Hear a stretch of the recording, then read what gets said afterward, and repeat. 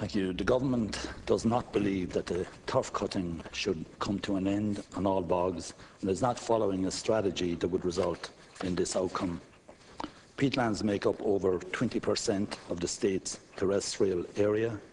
They are of considerable economic, social and environmental value and therefore must be managed with care. Within weeks of coming into office, this government decided to draw up a national strategy on peatlands conservation and management to deal with long-term issues such as land management, restoration, conservation, tourism potential, carbon accounting and community participation in managing this resource. This National Peatlands Strategy is currently being prepared with oversight by the Peatlands Council and with input from relevant government departments, agencies and semi-state companies. It is intended that a draft of the strategy will be published this year and comments of the public will be sought on its contents. The strategy will be broad-ranging.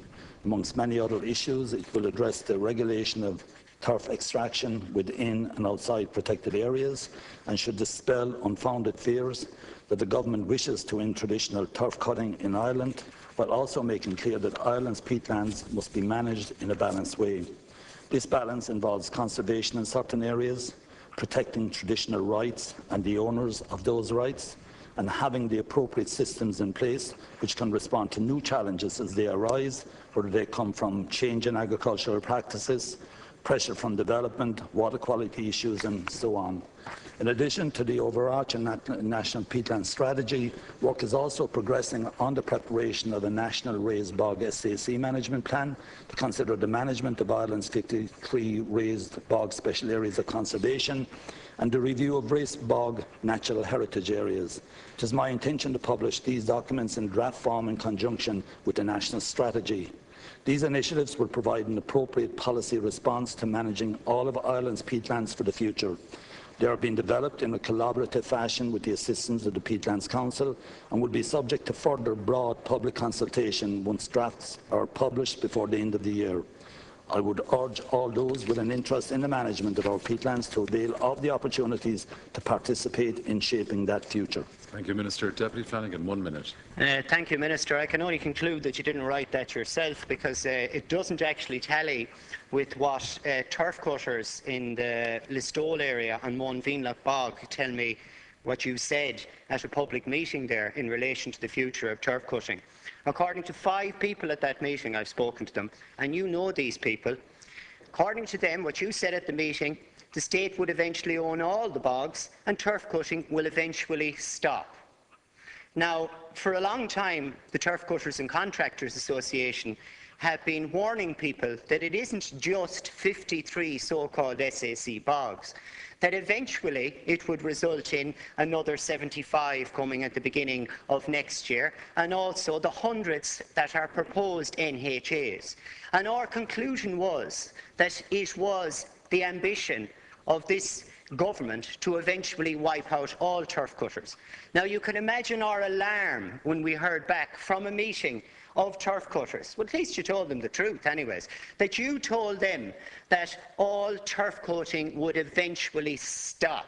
So what did the people hear at that meeting? Did they hear you correctly? Because within 5 minutes before I came in here, I spoke to the person who chaired that meeting just to verify it, because it is kind of hard to believe that you'd say such a thing. And he verified it. I understand he's an acquaintance of yours. Minister. Well, that's totally inaccurate, first of all, and I know it's coming from a second source, so it's not coming from yourself, Deputy Flanagan, but it's absolutely totally inaccurate. I was invited to a long-term meeting. I think there may have been up to 100 at that public meeting on Moan-Venlock Bog, and I was very upfront with them. I was very truthful to them, like I've been from the very beginning of this whole discussion. Some people don't seem to be able to understand the truth here, what's accurate and so forth. I was very clear with them about the 53 raised bogs and how that the consultants were anxious to come down and consult with them, and they didn't accept that proposal, and that we were looking at the NHAs, we were reviewing them, and I was coming up with conclusions, and I was very clear on this. And also that turf cutting in all other bogs would continue. And nobody ever at any stage said that this was the end of turf cutting in this country. And I know maybe when you're addressing public meetings, Deputy Flanagan, is convenient to say that, to stir up emotions and so forth. But this is very clear. We're looking at 3 strategies at the moment, as you demanded here in the House with your motion. I'm doing that exactly as you asked for, that we draw up a strategy for the 53 raised bogs, with a view maybe to lawn cutting in a few of them, and also restoration as well was used in your motion that you wrote yourself.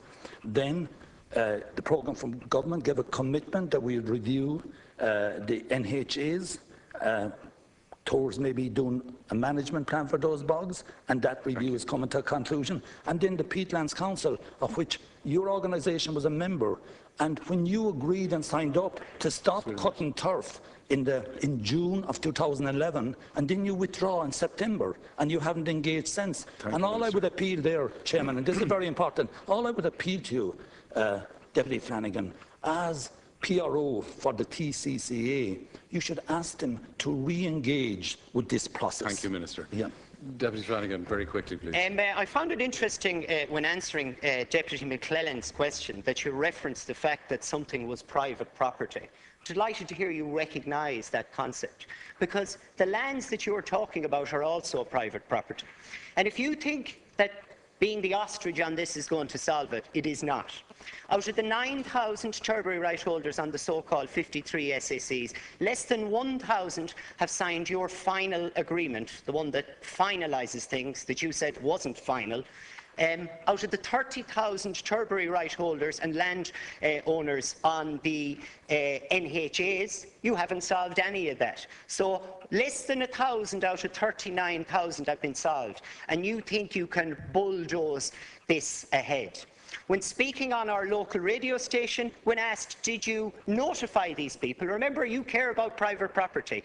You said they were, quote unquote, probably notified. Wouldn't be very strong in court, I would imagine.